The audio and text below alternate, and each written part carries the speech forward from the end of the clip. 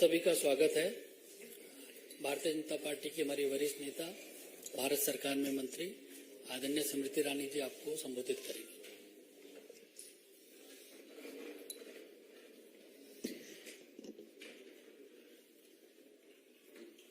It seems the month of June inspires the Congress Party to delve into its draconian past and in the present, where they have instruments of state. Such instruments are used to stifle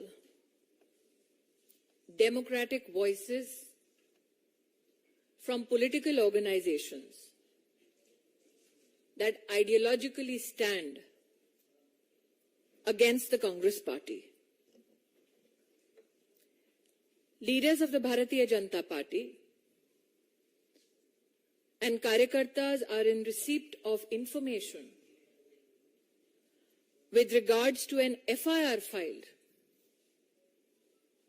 against a position taken by the Bharatiya Janata Party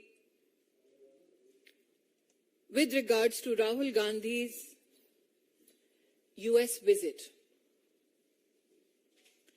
The question that has been left unanswered by the Congress Party is this: is it true that Sri Gandhi met Sunita Vishwanath during his trip to the United States of America? Ladies and gentlemen of the press, you are aware that I myself had done a press conference with regards to George Soros's intentions to destabilize a democratic elected government in India. Question is, when it is known to every Indian what George Soros intends to do, why is Mr. Gandhi hobnobbing with those who are funded by George Soros? It is also evident that this is not the only Soros connection. Even in Mr. Gandhi's Bharat Jodo Yatra in Karnataka, the global vice president of the Open Society Foundation, funded by Mr. George Soros, was found accompanying Sri Gandhi. What is extremely distressing is the link with the Islamic Circle of North America. Those in the public domain who will research how the registration process for NRI interaction with Mr. Gandhi in New York ensued will find contact of a gentleman, Tazim Ansari. Mr. Ansari has an organizational link, it is believed, on the basis of publicly available records with the Jamaat-e-Islami. I attract your attention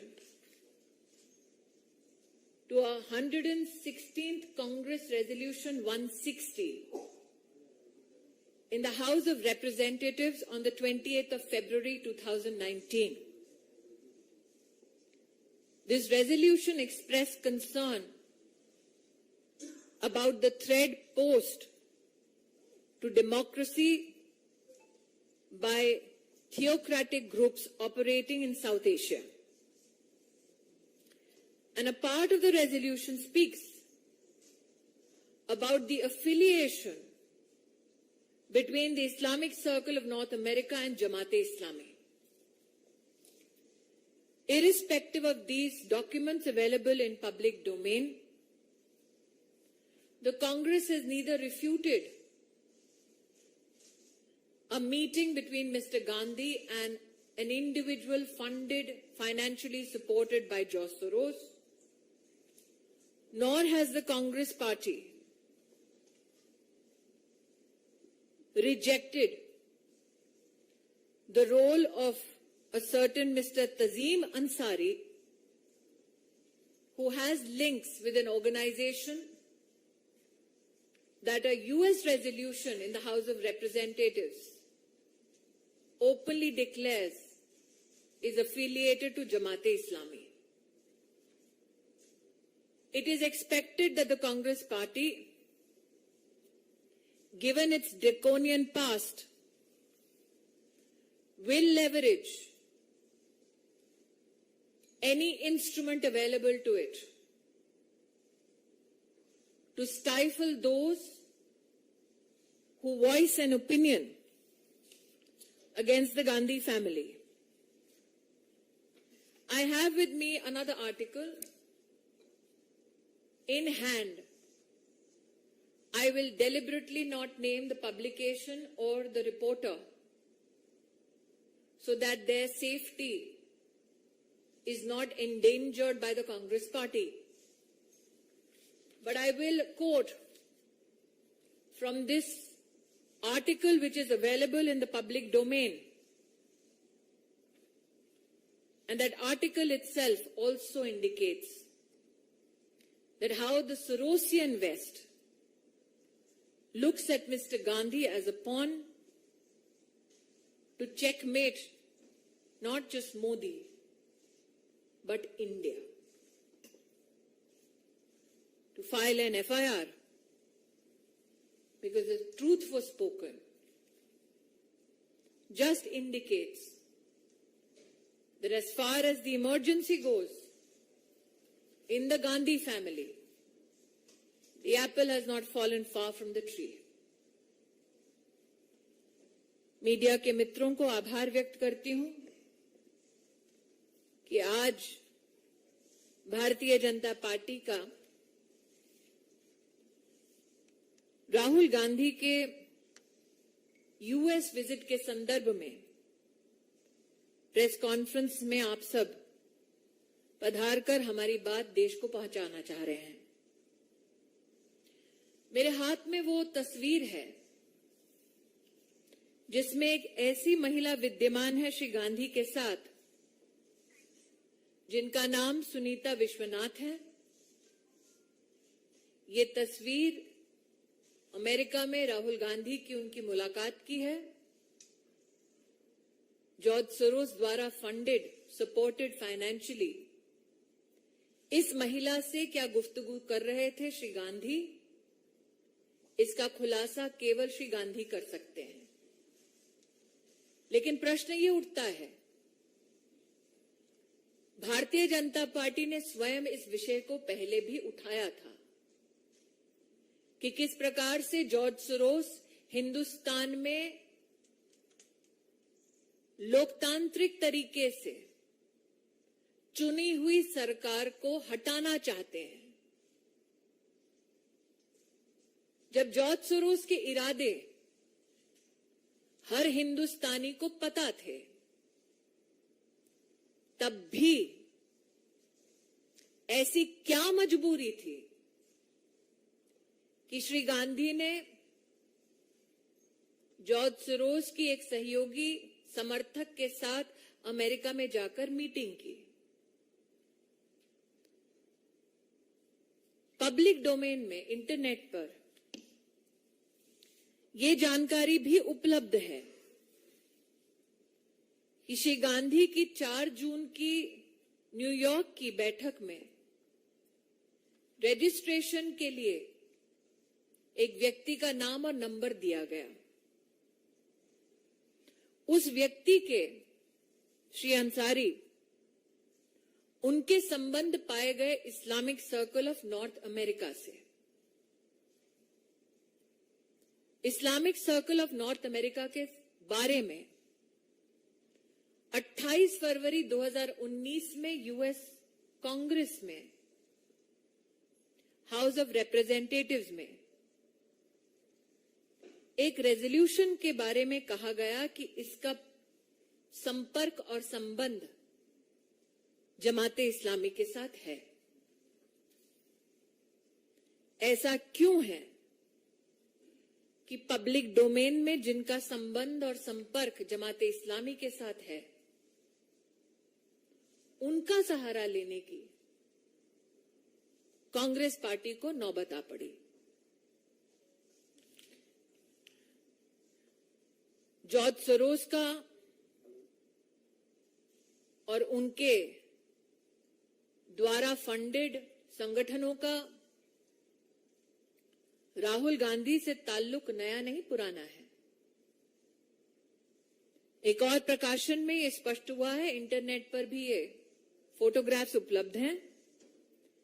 सलील शेट्टी नाम के एक सज्जन ने, जो global उपाध्यक्ष हैं open society के, George Soros के संस्थान है, उनके साथ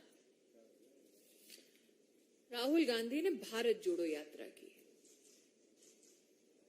तो जो जॉर्ज सोरोस डंके की चोट पे कह रहे हैं कि वो हिंदुस्तान की लोकतांत्रिक ढांचे का एक अभिन्न अंग, उसकी सरकार को गिराना चाहते हैं, ऐसे संगठन के साथ और उस संगठन से संबद्ध लोगों के साथ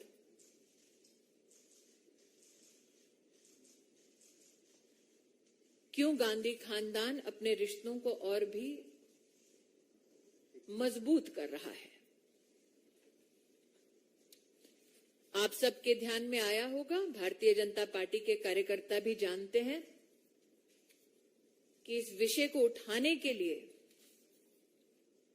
कांग्रेस पार्टी ने एक एफआईआर दर्ज की। एफआईआर का निश्चित रूप से पॉलिटिकल स्वरूप देश को समझ आता है।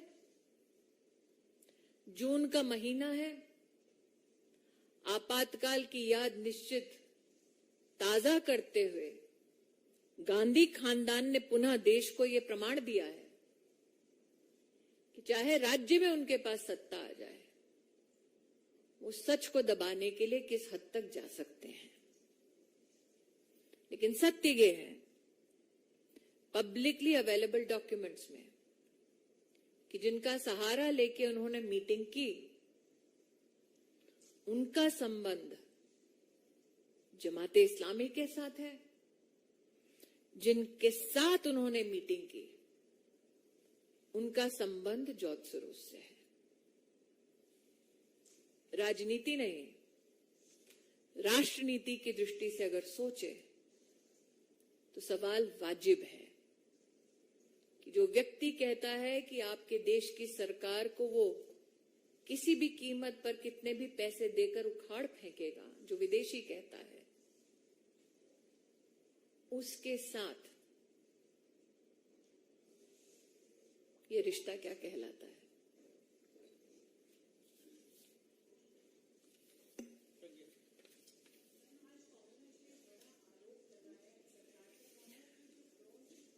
मैं दोबारा कह रही हूं, आज की ये मेरी विषय से जुड़ा कोई अगर सवाल है तो मुझे बताएं, क्योंकि मैं दोबारा कह रही हूं कि आपने आज तक किसी ऐसे गांधी खानदान के व्यक्ति को देखा जो जमाते इस्लामी द्वारा सपोर्टेड व्यक्तियों के माध्यम से अपनी मीटिंग करे?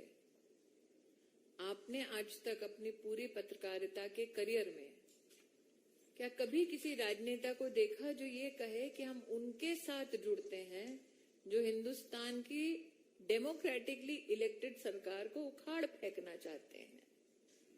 मैंने ये भी नहीं कहा प्रज्ञा, मेरे हाथ में एक और आर्टिकल है जिसमें एक पत्रकार ने ये कहा है। मैं जानबूझकर पत्रकार और पब्लिकेशन का नाम नहीं ले रही ताकि पत्रकार को कोई आंच ना आए, लेकिन ये सारा डिटेल पब्लिक डोमेन में उपलब्ध है।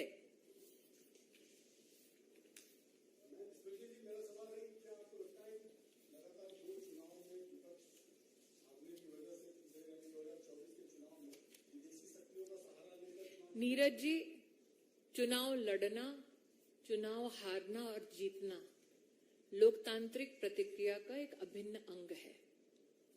लेकिन मेरे जीवन में, कम से कम राजनीति के 20 साल में, मैंने कभी नहीं देखा कि कोई सत्ता के लिए इतना मोहित हो कि वो उनसे हाथ मिलाए जिनका संबंध जमाते इस्लामी से है।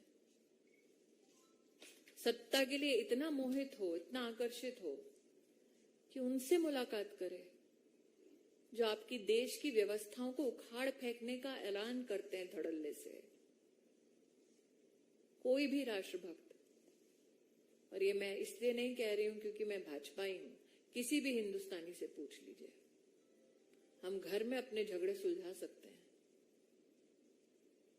बाहरी ताकतों से मिलकर क्या देश को संदेश देना चाह रहे थे?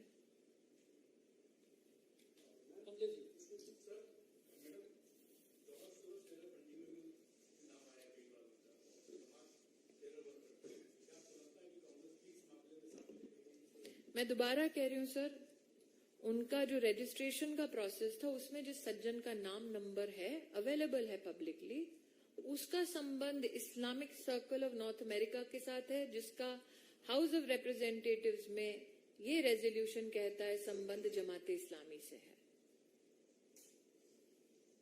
ये पब्लिकली अवेलेबल रिकॉर्ड है।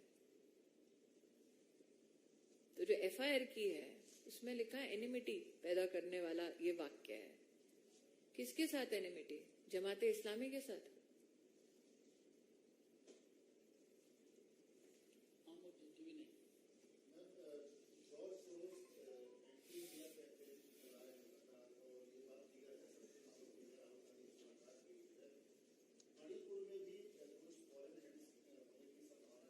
क्योंकि एक डेवलपिंग सिचुएशन है आमोद जी, सिक्योरिटी से संबंधित, इसलिए इस पे एमएचए टिप्पणी दे, यही रिस्पॉन्सिबल पोजीशन होगी।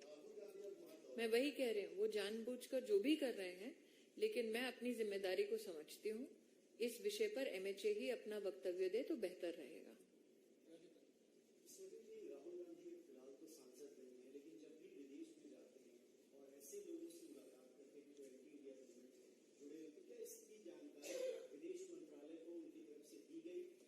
मैं विदेश मंत्रालय की ओर से भारतीय जनता पार्टी के केंद्रीय कार्यालय में कोई भी टिप्पणी नहीं करूंगी। ये विषय विदेश मंत्रालय से संबद्ध है, वही इसके ऊपर टिप्पणी कर सकते हैं। लेकिन मुझे लगता है इस विषय को थोड़ा विस्तार से देखने की भी जरूरत है। मेरी जो प्रेस कॉन्फ्रेंस हुई थी जॉर्ज सोरोस के संबंध में, जिसके बारे में कांग्रेस ने भी अपनी टिप्पणी की थी, उस प्रेस कॉन्फ्रेंस के बाद ये स्पष्ट था कि जॉर्ज सोरोस के हिंदुस्तान के खिलाफ क्या इरादे हैं। तब भी ये मुलाकात क्यों? कांग्रेस ने, मुझे याद है, उस दिन मेरी प्रेस स्टेटमेंट के बाद अपना रिएक्शन दिया था। तब भी ये मुलाकात क्यों? तो ऐसा नहीं है कांग्रेस पार्टी कहेगी जानकारी का अभाव है।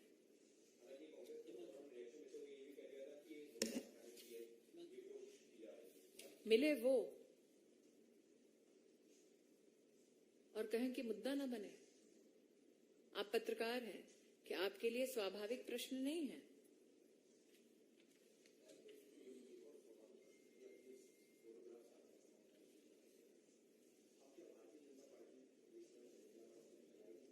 जनता तो जानती है, मुझे लगता है कि जनता तो जानती है, जनता तो जानती है। जॉर्ज सोरोस के बारे में जनता जानती है। क्या राहुल गांधी कहना चाहते हैं वो नहीं जानते?